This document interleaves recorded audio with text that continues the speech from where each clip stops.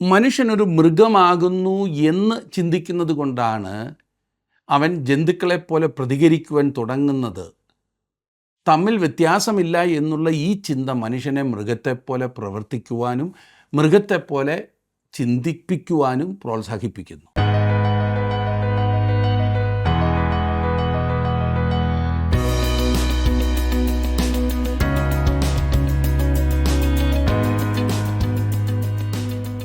ജീവസന്ദേശത്തിലേക്ക് സ്വാഗതം.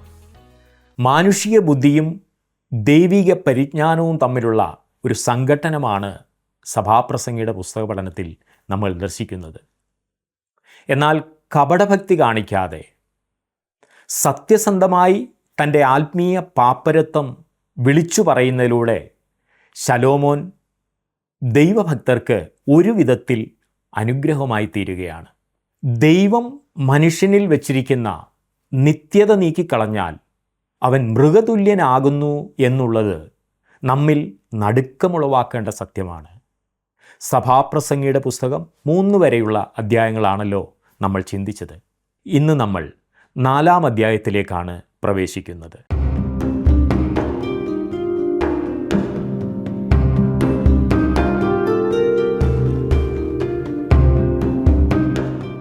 എങ്ങനെയെങ്കിലും സന്തോഷമായിരിക്കുവാനുള്ള മനുഷ്യൻ്റെ പരിശ്രമവും ആ തരത്തിലുള്ള പരിശ്രമത്തിൻ്റെ മണ്ടത്തരങ്ങളുമാകുന്നു സഭാപ്രസംഗിയുടെ പുസ്തകം നമ്മെ പഠിപ്പിക്കുന്നത്. ജ്ഞാനികളിൽ ജ്ഞാനിയായി അറിയപ്പെട്ടിരുന്ന ശലോമോൻ രാജാവ് ലോകത്തിൽ ലഭ്യമായ എല്ലാവിധ സന്തോഷ ഉപാധികളും സ്വന്തം ജീവിതത്തിൽ പരീക്ഷിച്ചു നോക്കി. ആദ്യം ശലോമോൻ ശാസ്ത്രം പരീക്ഷിച്ചു, പ്രകൃതിശാസ്ത്രം. തുടർന്ന് ജ്ഞാനവും തത്വശാസ്ത്രവും പരീക്ഷിച്ചു, മനഃശാസ്ത്രം പരീക്ഷിച്ചു, പിന്നെ സുഖലോലുപത പരീക്ഷിച്ചു, പ്ലഷർ. അതേ തുടർന്ന് വസ്തുമയത്വം, മെറ്റീരിയലിസം പരീക്ഷിച്ചു, വിധിവിശ്വാസം പരീക്ഷിച്ചു. ഒടുവിലായി നാം കണ്ടത് സ്വയത്തെ മുൻനിർത്തിയുള്ള പരീക്ഷണമാണ്. സ്വയചിന്ത എന്ന തത്വശാസ്ത്രത്തിൽ കൂടി ജീവിതത്തിൽ സംതൃപ്തി കാണുവാനുള്ള ശലോമോൻ്റെ അന്വേഷണം അത് തുടരുന്നതായിട്ടാണ് 4-ാം അധ്യായത്തിൽ നാം കാണുന്നത്. 4-ാം അധ്യായത്തിൻ്റെ ആദ്യ വാക്യത്തിൽ നാം വായിക്കുന്നത്, പിന്നെയും ഞാൻ സൂര്യന് കീഴെ നടക്കുന്ന പീഡനങ്ങളെയെല്ലാം കണ്ടു. പീഡിതന്മാർ കണ്ണുനീരൊഴുക്കുന്നു, അവർക്ക് ആശ്വാസപ്രദനില്ല. അവരെ പീഡിപ്പിക്കുന്നവരുടെ കയ്യാൽ അവർ ബലാത്കാരം അനുഭവിക്കുന്നു, എന്നിട്ടും ആശ്വാസപ്രദൻ അവർക്കില്ല. സ്വയ ആശ്രയക്കാർ വ്യവസ്ഥാപിത നയങ്ങളോട് എതിർക്കുന്നവരാണ്. അവർ അതിനെതിരാണ്. ഏത് വ്യവസ്ഥിതി ഉണ്ടായാലും ആര് തന്നെ ഭരിച്ചാലും പാവപ്പെട്ടവർ പീഡിപ്പിക്കപ്പെടുന്നു, ചൂഷണം ചെയ്യപ്പെടുന്നു, കഷ്ടത അനുഭവിക്കുന്നു. അതല്ലേ സത്യം? 2-ാം വാക്യത്തിൽ നാം വായിക്കുന്നത്, ആകയാൽ ഇപ്പോൾ ജീവനോടിരിക്കുന്ന ജീവനുള്ളവരെക്കാൾ മുമ്പേ തന്നെ മരിച്ചു പോയിരിക്കുന്ന മൃതന്മാരെ ഞാൻ പ്രശംസിച്ചു. ഞാൻ മരിച്ചിരുന്നെങ്കിൽ നന്നായിരുന്നു എന്ന് പറഞ്ഞ് കേട്ടിട്ടില്ലേ? ഇതും വ്യവസ്ഥിതിയോടുള്ള മറുതലിപ്പാണ്. അതാണ് ഇവിടെ പ്രകടിപ്പിക്കുന്നത്. മരണത്തിന് അവനിൽ യാതൊരു ഭയവും ഉളവാക്കുവാൻ കഴിയുന്നില്ല എന്ന് തോന്നുന്നു. 3-ാം വാക്യത്തിൽ നാം വായിക്കുന്നത്, ഈ 2 വകക്കാരെക്കാളും ഇതുവരെ ജനിക്കാത്തവനും സൂര്യന് കീഴെ നടക്കുന്ന ദുഷ്പ്രവൃത്തിയെ കാണാത്തവനുമായ മനുഷ്യൻ ഭാഗ്യവാൻ. ഇവിടെ അതിൻ്റെ മറുവശം നാം കാണുന്നു. അടുത്ത തലമുറകൾ ജനിക്കാതിരുന്നെങ്കിൽ നന്നായിരുന്നു, ഞാൻ ജനിക്കാതിരുന്നെങ്കിൽ നന്നായിരുന്നു എന്നാണ് നാം പറഞ്ഞു കേൾക്കാറുള്ളതില്ലേ? 4-ാം വാക്യത്തിൽ നാം വായിക്കുന്നത്, സകല പ്രയത്നവും സാമർഥ്യമുള്ള പ്രവൃത്തിയൊക്കെയും ഒരുവന് മറ്റവനോടുള്ള അസൂയയിൽ നിന്നുളവാകുന്നു എന്ന് ഞാൻ കണ്ടു. അതും മായയും വൃഥാ പ്രയത്നവും അത്രേ. സ്വയ താൽപ്പര്യക്കാരൻ വ്യവസ്ഥിതിയോടും പീഡിപ്പിക്കുന്നവരോടും തെറ്റിനോടും എല്ലാം എതിർക്കുന്നു എന്നത് ശ്രദ്ധേയമത്രേ. എന്നാൽ ശരിയായി പ്രവർത്തിക്കുന്നവൻ്റെ കാര്യം എന്താണെന്നറിയാമോ? അതും നല്ല ഉദ്ദേശത്തോടു കൂടി അല്ല പ്രവർത്തിക്കുന്നത് എന്നത്രേ അവർ പറയുന്നത്. അത് സമയം നഷ്ടപ്പെടുത്തുകയാണ്. ജീവിതത്തെക്കുറിച്ച് നിഷേധാത്മകമായ കാഴ്ചപ്പാടാണിത്. 5-ാം വാക്യത്തിൽ നാം വായിക്കുന്നത്, മൂഢൻ കയ്യും കെട്ടിയിരുന്ന് സ്വന്തം മാംസം തിന്നുന്നു. മൂഢൻ ഒരു നരഭോജിയാണെന്നാണോ ഇതിൻ്റെ അർത്ഥം? അല്ല. തന്നെ തന്നെ സംരക്ഷിക്കുന്നതിന് വേണ്ടി യാതൊന്നും ചെയ്യുവാൻ അവൻ തയ്യാറല്ല എന്നാണ് അതിൻ്റെ അർത്ഥം. അവൻ തനിക്ക് വേണ്ടി വേല ചെയ്യുകയില്ല. ഇങ്ങനെയുള്ള ആളുകളെ നാം ഇന്ന് സമൂഹത്തിൽ വളരെ കണ്ടുവരുന്നു. മറ്റുള്ളവർ അവർക്കെല്ലാം കൊടുക്കണമെന്നാണ് അവരുടെ ചിന്ത. 6-ാം വാക്യത്തിൽ നാം വായിക്കുന്നത്, 2 കൈയും നിറയെ അധ്വാനവും വൃഥാ പ്രയത്നവും ഉള്ളതിനേക്കാൾ 1 കൈ നിറയെ വിശ്രാമം അധികം നല്ലത്. ഇത് നല്ല കാര്യമാണ് അല്ലേ? ഒരു മനുഷ്യന് തൻ്റെ കാര്യങ്ങൾ മാത്രം ചെയ്യണമെന്നുണ്ട്. വളരെ കഷ്ടപ്പെട്ട് കൈ നിറയെ അധ്വാനിച്ച് കിട്ടുന്നതിനേക്കാൾ നല്ലതാണ് അത്. 7-ാം വാക്യത്തിൽ നാം വായിക്കുന്നത്, ഞാൻ പിന്നെയും സൂര്യന് കീഴെ മായ കണ്ടു. ഏത് വഴിയെ താങ്കൾ പോയാലും അത് തെറ്റായ വഴിയാണ്. അതിൽ നിന്ന് ഒരു വിടുതലില്ല എന്നാണ് ശലോമോൻ പറയുന്നത്. ഇതാണ് ജീവിതത്തെക്കുറിച്ച് ഏറ്റവും മോശമായ അശുഭചിന്ത. ഈ ചിന്ത അനേകരെ ആത്മഹത്യയിലേക്ക് നടത്തുന്നു. സ്വയതാൽപര്യമെന്ന തത്വശാസ്ത്രമാണ് ഇതിനെല്ലാം പിന്നിലുള്ളത് എന്നോർക്കണം. സകലവും മായ, ശൂന്യം എന്ന് അത് പഠിപ്പിക്കുന്നു. ജീവിതം കൊണ്ട് യാതൊരു പ്രയോജനവുമില്ല.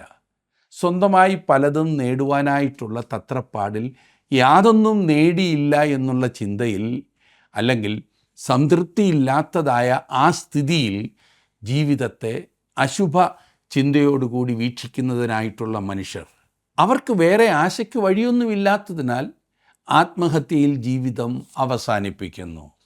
8-ാം വാക്യത്തിൽ നാം വായിക്കുന്നത്, ഏകാഗിയായ ഒരുത്തനുണ്ട്, അവൻ ആരുമില്ല, മകനില്ല, സഹോദരനുമില്ല, എങ്കിലും അവൻ്റെ പ്രയത്നത്തിന് ഒന്നിനും അവസാനമില്ല. അവൻ്റെ കണ്ണിന് സമ്പത്ത് കണ്ട് തൃപ്തി വരുന്നതുമില്ല. എന്നാൽ താൻ ആർക്കു വേണ്ടി പ്രയത്നിച്ച് സുഖാനുഭവം ത്യജിക്കുന്നു. ഇതും മായയും വല്ലാത്ത കഷ്ടപ്പാടും അത്രേ. എന്തൊരു ചിത്രമാണ് ഇവിടെ കാണുവാൻ കഴിയുന്നത്. നിങ്ങൾ മറ്റാർക്കെങ്കിലും വേണ്ടി പ്രയത്നിച്ച് അവരെ സഹായിച്ചാലും നിങ്ങൾ വെറുതെ സമയം ചെലവിടുകയാണ് ചെയ്യുന്നത്, വ്യർത്ഥമാക്കുകയാണ് ഇതെല്ലാം എന്നത്രേ ശലോമോൻ പറയുന്നത്. 9-ാം വാക്യത്തിൽ നാം വായിക്കുന്നത്, ഒരുവനേക്കാൾ 2 നല്ലത്, അവർക്ക് തങ്ങളുടെ പ്രയത്നത്താൽ നല്ല പ്രതിഫലം കിട്ടുന്നു. മറ്റ് ആരോടെങ്കിലും ചേർന്ന് പ്രവർത്തിക്കേണ്ടതിൻ്റെ കാരണം തുടർന്ന് ശലോമോൻ പറയുന്നു. അതും സ്വയ താൽപ്പര്യത്തോടെ കൂടിയ ഉദ്ദേശമാണ്. ഒരുവനേക്കാൾ 2 പേർ നല്ലതാണെന്ന് അവൻ പറയുന്നു. കാരണം അവർക്ക് തങ്ങളുടെ നല്ല പ്രതിഫലം കിട്ടും. തന്നെത്താൻ ചെയ്യുവാൻ ശ്രമിക്കുന്നതിനേക്കാൾ കൂടുതൽ കാര്യം മറ്റാരോടെങ്കിലും യോജിച്ച് പണിയെടുത്താൽ ചെയ്യുവാൻ നിങ്ങൾക്ക് കഴിയും എന്നർത്ഥം. 10-ാം വാക്യത്തിൽ നാം വായിക്കുന്നത്, വീണാൽ ഒരുവൻ മറ്റവനെ എഴുന്നേൽപ്പിക്കും, ഏകാഗി വീണാലോ അവനെ എഴുന്നേൽപ്പിപ്പാൻ ആരുമില്ലായ്ക കൊണ്ട് അവന് അയ്യോ കഷ്ടം. സ്വയത്തിനു വേണ്ടി ജീവിക്കുവാൻ ശ്രമിക്കുക എന്നതിൻ്റെ അർത്ഥം താങ്കൾക്ക് തന്നെ ജീവിക്കുവാൻ കഴിയും എന്നല്ല എന്ന കാര്യം ശലോമോൻ കണ്ടെത്തി. നിങ്ങളെ സഹായിക്കുന്നതിനും നിങ്ങളോടൊപ്പം നിൽക്കുന്നതിനും നിങ്ങൾക്ക് ആരെങ്കിലും ഒരാൾ ആവശ്യമാണ്. ഏകാഗി വീണാൽ അവനെ എഴുന്നേൽപ്പിപ്പാൻ ആരുമില്ലാത്തതുകൊണ്ട് അവൻ അയ്യോ കഷ്ടം എന്ന് നാം വായിച്ചു. അതുകൊണ്ടാണ് ഈ യാത്രയിലൊക്കെ 2 പേർ ഒന്നിച്ചായിരിക്കുന്നത് നല്ലതാണെന്ന് പറയുന്നത്. പ്രായം ചെന്ന് തനിയെ താമസിക്കേണ്ടി വരുന്നവരുടെ പ്രശ്നം ഇത് തന്നെയാണ്. അവർ വീണ് എല്ലൊടിഞ്ഞ് കിടന്നാൽ മറ്റൊരാളെ സഹായത്തിനായി വിളിക്കാൻ പോലും കഴിഞ്ഞെന്ന് വരില്ല. ഇന്ന് പിന്നെ ഫോണും മറ്റ് സൗകര്യങ്ങളും ഉള്ളതുകൊണ്ട് വിളിച്ചെന്ന് വന്നേക്കാം. ചിലപ്പോൾ 1-2 ദിവസം കഴിഞ്ഞായിരിക്കും അയൽവക്കത്തുള്ളവർ പോലും ഇക്കാര്യം അറിയുവാൻ ഇടയാകുന്നത്. അതുകൊണ്ട് 2 പേർ ഒന്നിച്ചായിരിക്കുന്നത് നല്ലത്. ഒരാൾ വീണാൽ മറ്റേയാൾക്ക് ആ ആളിനെ സഹായിപ്പാൻ കഴിയുമല്ലോ. 11-ാം വാക്യത്തിൽ നാം വായിക്കുന്നത്, 2 പേർ ഒന്നിച്ച് കിടന്നാൽ അവർക്ക് കുളിർ മാറും, ഒരുത്തൻ തന്നെ ആയാലോ എങ്ങനെ കുളിർ മാറും. തണുപ്പ് കാലത്ത് കുഞ്ഞുങ്ങൾ അപ്പനെയോ അമ്മയെയോ കെട്ടിപ്പിടിച്ച് കിടക്കുവാൻ ശ്രമിക്കുന്നത് നിങ്ങൾ കണ്ടിട്ടില്ലേ? അല്ല, പ്രായമുള്ളവർ പോലും തണുപ്പ് കാലത്ത് ഇതുപോലെ മറ്റുള്ളവരോട് ചേർന്ന് കിടപ്പാൻ ആഗ്രഹിക്കുന്നത് കണ്ടിട്ടില്ലേ? കുളിർ മാറ്റുന്ന അനുഭവമാണത്. 12-ാം വാക്യത്തിൽ നാം കാണുന്നത്, ഒരുത്തനെ ആരെങ്കിലും ആക്രമിച്ചാൽ 2 പേർക്കും അവനോട് എതിർത്ത് നിൽക്കാം, മുപ്പിരിച്ചരട് വേഗത്തിൽ അറ്റുപോകയില്ല. 2 പേർ ഒരു കൂട്ടമാണെങ്കിൽ 3 പേർ ഒരു സമൂഹമാണ് എന്നാണല്ലോ പറയുന്നത്. ചിലപ്പോൾ ഒരു സമൂഹം അഥവാ ജനക്കൂട്ടം തന്നെ ഉണ്ടായിരിക്കുന്നത് നല്ലതാണ്. പ്രത്യേകിച്ച് ആരെങ്കിലും താങ്കൾക്കെതിരെ വരുമ്പോൾ അങ്ങനൊന്നുള്ളത് എപ്പോഴും നല്ലതാണ്. ഇന്ന് നമ്മുടെ തെരുവുകളിൽ എത്രമാത്രം കുറ്റകൃത്യങ്ങളാണ് നാം കാണുന്നത്. തനിയെ ആയിരിക്കുന്നവരാണ് ഇതിന് കൂടുതലും ഇരയായിത്തീരുന്നത്. തനിയെ പാർത്തിരുന്ന വൃദ്ധയെ കഴുത്ത് ഞെരിച്ചു കൊന്നുവെന്നും വൃദ്ധനെ വെട്ടിക്കൊന്നു എന്നുമൊക്കെ പത്രങ്ങളിൽ നാം വായിക്കാറുണ്ട്, ന്യൂസുകളിൽ കേൾക്കാറുണ്ട്.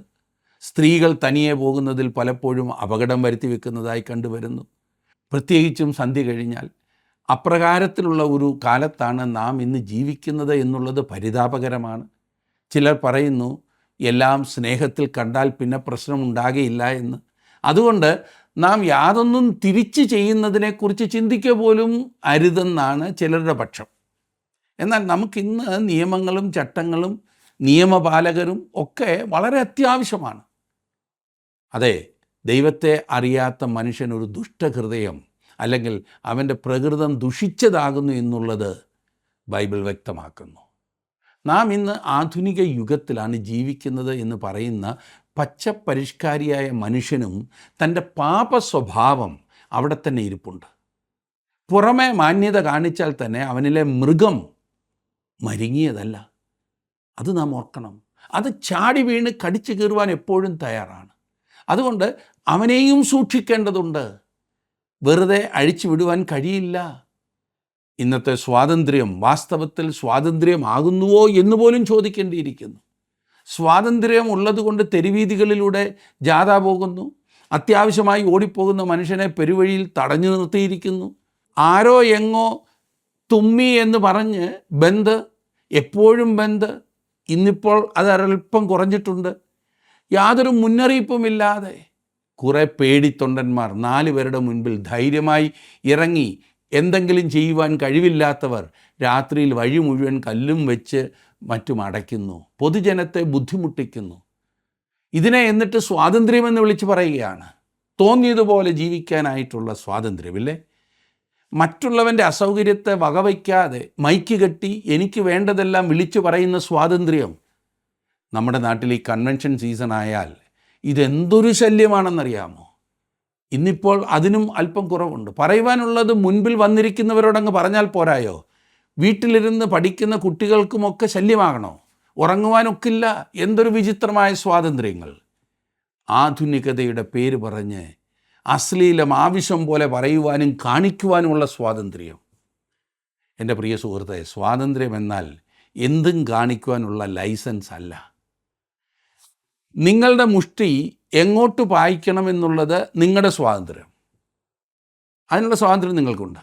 എന്നാൽ എൻ്റെ മൂക്ക് ആരംഭിക്കുന്നിടത്ത് താങ്കളുടെ സ്വാതന്ത്ര്യം അവസാനിക്കും എന്ന് ഓർത്തോണം.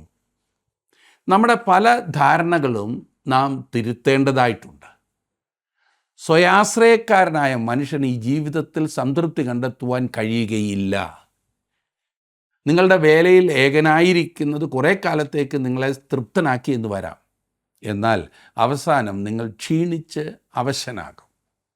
നമ്മുടെ യാത്രയിലും പ്രവർത്തനങ്ങളിലുമെല്ലാം ആരെങ്കിലും നമ്മോട് കൂടെ ഉണ്ടായിരിക്കുവാനാണ് നാം താല്പര്യപ്പെടേണ്ടത്. അത് തന്നെയാണ് ശലോമോൻ ഇവിടെ പറയുന്നത്. ഞാൻ മാത്രം മതി എനിക്ക് എന്ന ചിന്ത വിടണം. നാം മറ്റുള്ളവരെ ഉൾക്കൊള്ളുവാനുള്ളൊരു മനസ്സുണ്ടാകണം. അത് നമുക്ക് ഗുണം ചെയ്യും. 13-ാം വാക്യത്തിൽ നാം വായിക്കുന്നത്, പ്രബോധനം കൈക്കൊള്ളാത്ത വൃദ്ധനും മൂഢനുമായ ഒരു രാജാവിനേക്കാൾ ദരിദ്രനും ജ്ഞാനിയുമായൊരു ബാലൻ കൊള്ളാം. അത് കൊള്ളാം. ശലോമോൻ ഇത് രണ്ടുമായിരുന്നു. ജ്ഞാനിയായ ബാലനും മൂഢനായ രാജാവും. 14-ാം വാക്യം നോക്കിക്കാട്ടെ. അവൻ മറ്റവൻ്റെ രാജ്യത്തിൽ ദരിദ്രനായി ജനിച്ചിട്ടും രാജാവായി വാഴേണ്ടതിന് കാരാഗൃഹത്തിൽ നിന്ന് വരുന്നു. ഭരണതലത്തിലുള്ള അഴിമതിയും അസ്വസ്ഥതയുമാണ് ഇവിടെ ശലോമോൻ ചൂണ്ടിക്കാണിക്കുന്നത്. എങ്ങനെയെങ്കിലുമൊക്കെ ഭരണതലങ്ങളിൽ എത്തുന്നവർ ചെയ്യുന്നതെല്ലാം പാവപ്പെട്ട പൊതുജനത്തെ ബാധിക്കുന്നു എന്നുള്ള യാഥാർത്ഥ്യം മറന്നു കളയരുത്.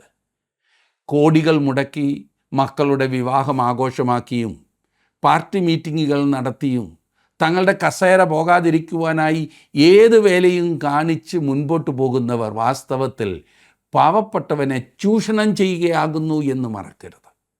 ഇതെല്ലാം പാവങ്ങളുടെ നികുതിപ്പണം എടുത്ത് ദുർവിനിയോഗം ചെയ്യുകയാണ്.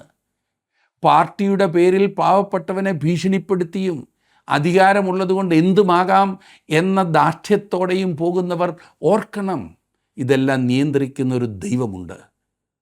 ജനങ്ങളെ സേവിക്കുവാൻ ഇറങ്ങിത്തിരിച്ചിരിക്കുന്ന ഓരോരുത്തരും ആ സേവനമായിരിക്കണം മുൻഗണനയായി കാണേണ്ടത്. അതിപ്പോൾ രാഷ്ട്രീയത്തിലാണെങ്കിലും ആത്മീയതയിലാണെങ്കിലും ശരി.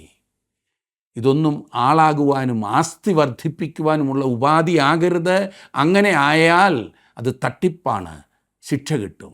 ഈ കൂട്ടത്തിലൊന്നും നല്ലവരില്ല എന്നല്ല ഞാൻ പറഞ്ഞു വരുന്നത്. യാതൊരു അഴിമതിയും കാണിക്കാത്ത അനേകർ ഭരണതലത്തിൽ ഉണ്ടെന്നുള്ളത് ഞാൻ വിസ്മരിക്കുന്നില്ല.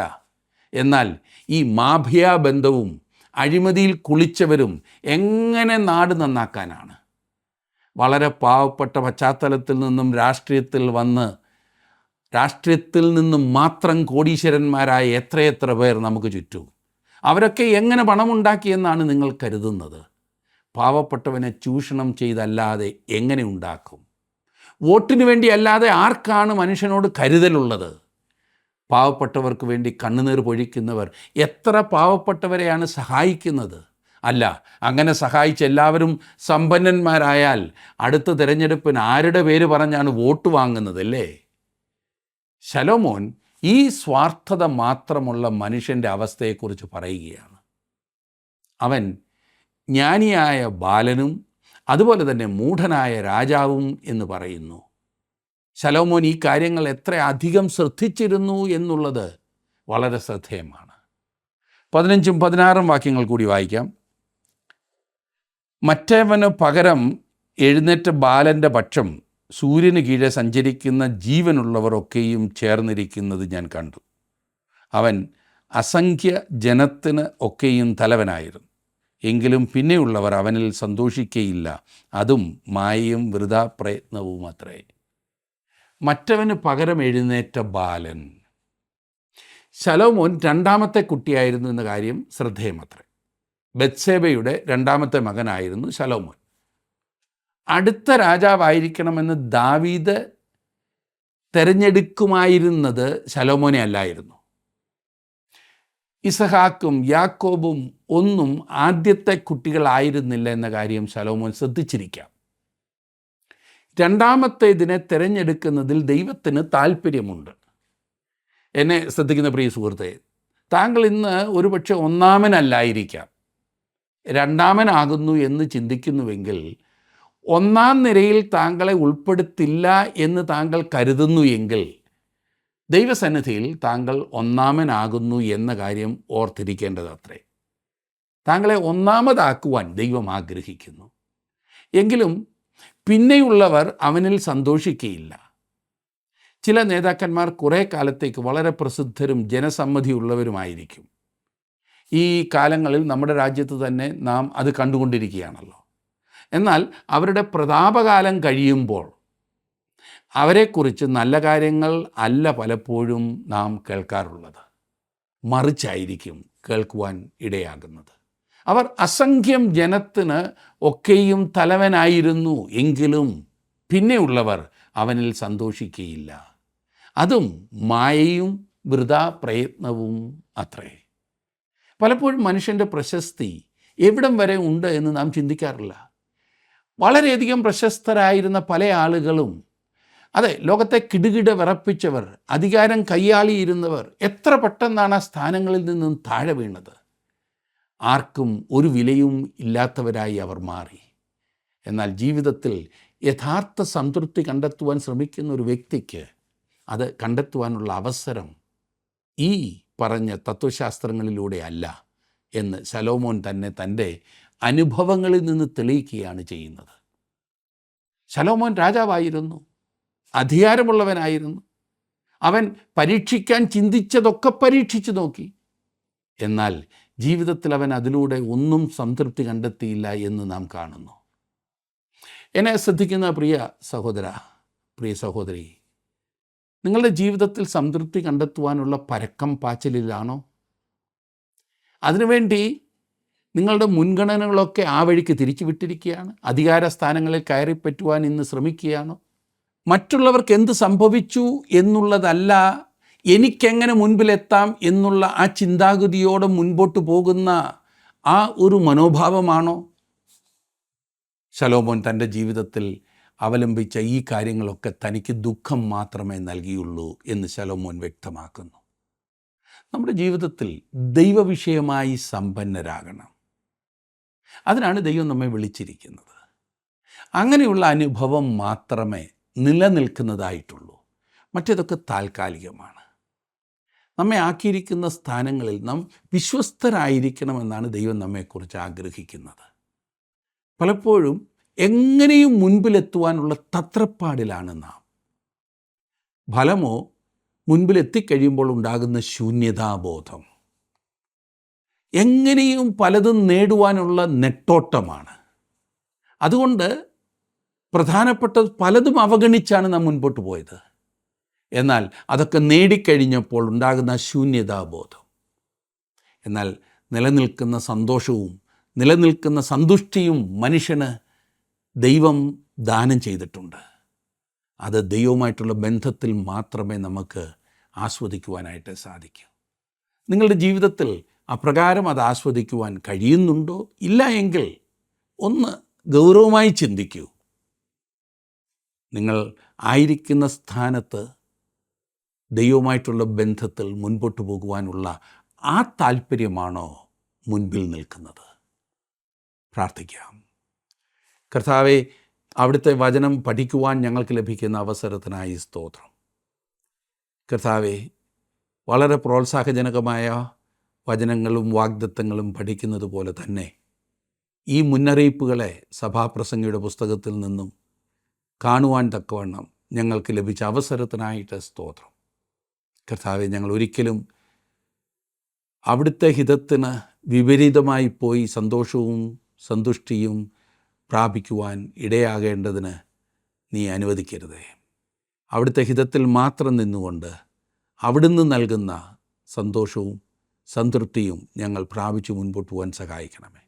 ശലോമോനെ പോലെ ജീവിതത്തിൽ സന്തോഷം എന്തെന്ന് പരീക്ഷിച്ച് നടക്കുകയല്ല, പിന്നെയോ ദൈവത്തിലുള്ള ആശ്രയത്തിൽ ലഭിക്കുന്ന സന്തോഷത്തിൽ ഞങ്ങൾ മുൻപോട്ട് പോകുവാൻ അവിടെ ഞങ്ങളെ ശക്തീകരിക്കണമേ. ഇന്നത്തെ വചനം കേട്ട എല്ലാവർക്കായിട്ടും സ്തോത്രം ചെയ്യുന്നു.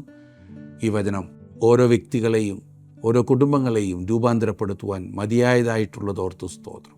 എൻ്റെ കുഞ്ഞുങ്ങളെ അനുഗ്രഹിക്കണമേ. യേശുക്രിസ്തുവിൻ്റെ നാമത്തിൽ തന്നെ. ആമേൻ.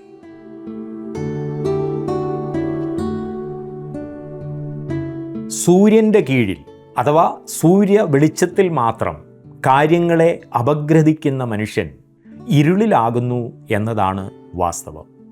യേശുക്രിസ്തു പറഞ്ഞു, ഞാൻ ലോകത്തിൻ്റെ വെളിച്ചമാകുന്നു.